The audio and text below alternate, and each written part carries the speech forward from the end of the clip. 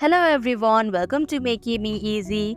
Today in this video, I'm going to show you how to appear offline on Scrabble Go. So without any further ado, let's get started. First of all, click on your profile in the top left corner. Here, tap on the settings icon in the top right corner. Here, tap on the view button of privacy settings option. And here you can see appear offline option. Now in order to turn it on, you'll just have to tap on the button of appear offline option.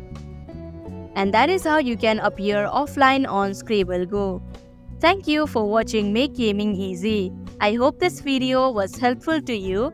If it was, hit the like button and comment down if you have any questions or feedback. Also, if you are new to our channel, subscribe and hit the bell icon so that you don't miss our upcoming videos.